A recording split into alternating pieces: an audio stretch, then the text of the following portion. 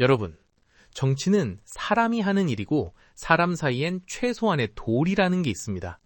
만약 어떤 사람이 한 집안의 모든 사랑을 독차지하며 장남 대접을 받고 그 집안 덕분에 높은 자리까지 올라갔는데 정작 그 집안의 어른이 돌아가셨을 때 나는 저 사람과 사이가 안 좋아 라며 끝내 장례식장에 나타나지 않았다면 여러분은 그 사람을 어떻게 생각하시겠습니까? 그것은 단순한 정치적 견해 차이가 아닙니다. 인간으로서의 기본, 즉 의리가 없다는 뜻이죠. 20년 넘게 한솥밥을 먹고 자신을 총리의 자리까지 밀어준 당과 동지들을 냉정하게 외면한 사람. 오늘은 가장 품격 있는 말투로 가장 잔인하게 뒤통수를 친 정치인 이낙연의 이야기를 시작합니다. 이낙연의 시작은 민주당이라는 거대한 품 안에서 누구보다 화려했습니다. 그는 신문기자 시절 김대중 대통령의 눈에 들어 정계에 발을 들였습니다. 김대중이라는 거대한 산 아래서 정치를 배웠고 당의 전폭적인 지원 속에 국회의원을 4번이나 하고 전남도지사까지 지냈죠. 문재인 정부가 들어서자 그는 첫 국무총리가 됩니다. 그때 이낙연의 인기는 하늘을 찔렀습니다. 국회에서 품위 있는 말투로 야당을 상대할 때마다 지지자들은 역시 우리 이낙연이라며 환호했죠. 하지만 그 화려한 옷은 민주당이 입혀준 것이었고 그가 앉은 자리는 지지자들이 닦아준 것이었습니다. 그런데 말입니다. 민주당의 기둥이자 자신을 이끌어준 대선배 이해찬 전 총리의 마지막 길에서 이낙연의 모습은 찾을 수 없었습니다. 정치는 결국 사람의 마음을 얻는 일인데 그는 정치가 아닌 계산을 했습니다. 내 라이벌이니까, 나랑 생각이 다르니까 라는 좁쌀 같은 이유로 20년 동지의 장례조차 외면한 것입니다. 지지자들은 그때 깨달았습니다. 그가 입은 품격의 정장이 사실은 아주 좁고 차가운 마음을 가리고 있었다는 것을요. 당대표가 된 그의 행보는 더욱 가관이었습니다. 무슨 일만 터지면 엄중하게 지켜보고 있다는 말만 반복했죠. 친구가 괴롭힘을 당하고 있는데 옆에서 내가 엄중하게 지켜볼게 라고만 한다면 그게 친구일까요? 지지자들이 검찰의 공격에 피를 흘릴 때도 그는 안전한 곳에 숨어있는 비겁한 방관자였습니다. 그러더니 갑자기 전직 대통령 사면이라는 폭탄을 던졌습니다. 촛불을 들고 싸웠던 지지자들의 간절함을 무시하고 자기 마음대로 용서해 주자고 말한 것이죠. 이때부터 지지자들의 신뢰는 완전히 박살났습니다.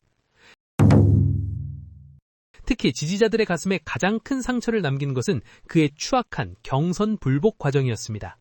대선 후보를 뽑는 경선은 우리 반의 대표 선수를 정하는 정정당당한 시합입니다. 이낙연은 이재명 후보에게 패배했습니다. 결과가 나왔으면 박수를 쳐주고 힘을 합치는 것이 민주주의의 기본이죠. 하지만 이낙연은 달랐습니다. 그는 경선이 끝나자마자 무효표 계산 방식이 잘못되었다며 억지를 부리기 시작했습니다. 이미 경선 시작 전부터 모두가 합의한 규칙이었는데 막상 자기가 지고 나니 이 규칙은 무효야 라고 떼를 쓴 겁니다.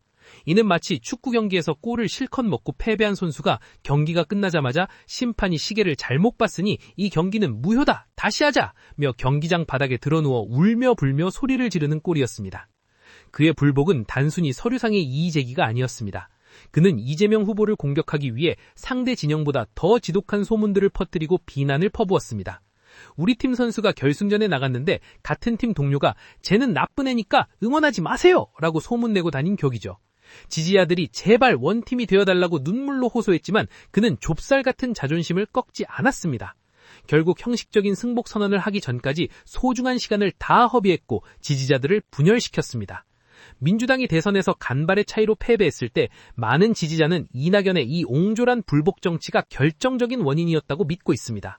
본인이 주인공이 되지 못하면 판을 깨버려도 좋다는 그 오만함, 그것이 이낙연이 보여준 좁쌀 정치의 정점이었습니다. 대선 패배 후 민주당이 위기에 처하자 그는 기다리던 듯 미국으로 떠났습니다. 당이 온갖 공격을 받고 이재명 대표가 목숨을 건 단식을 이어갈 때도 그는 평화롭게 미국 대학에서 강연하며 시간을 보냈습니다. 집안에 불이 났는데 나는 공부하러 갈게 라며 도망친 장남의 모습입니다. 지지자들은 그가 당을 위해 희생하기보다 자신의 이미지만 챙기는 기회주의자라고 확신했습니다. 결국 그는 돌아와서 당을 나갔습니다.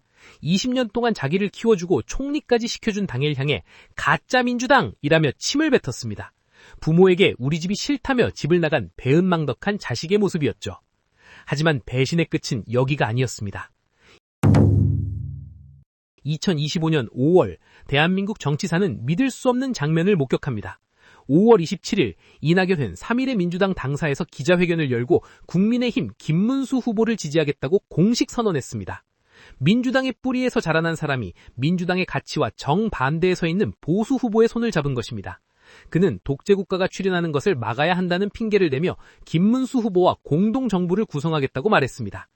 평생을 민주당원으로 살아온 지지자들에게 이 선언은 단순한 정치적 선택이 아니라 영혼을 판 행위였습니다. 민주당 지도부와 중진들은 이 행보를 내란 세력과 손잡은 반역적 행보라며 강하게 비판했습니다.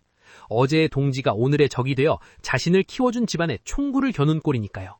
이낙연은 개헌과 정책 협력을 말하며 대의 명분을 내세웠지만 지지자들의 눈엔 그저 이재명이 싫어서 나라를 팔아먹는 소인배로 보였을 뿐입니다. 본인이 가질 수 없는 권력이라면 차라리 원수에게 넘겨주겠다는 그 심보, 그것이 이낙연이 도달한 배신의 종착역이었습니다. 결국 그가 만든 신당은 처참하게 무너졌습니다.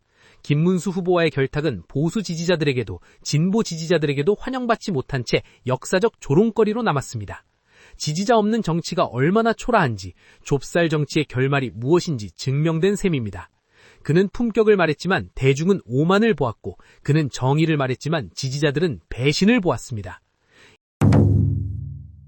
이제 민주당 역사에서 이낙연이라는 이름은 은혜를 모르는 정치인, 동지의 죽음마저 외면하고 원수와 손잡은 배신자로 영원히 기록될 것입니다. 평생을 민주당의 혜택 속에서 살아왔으면서도 마지막 순간에 당의 심장에 칼을 꽂은 그 도리보다 계산을, 의리보다 증오를 앞세운 자의 끝은 결국 국민과 지지자들 모두에게 버림받은 채 역사 속으로 사라지는 쓸쓸한 몰락뿐입니다.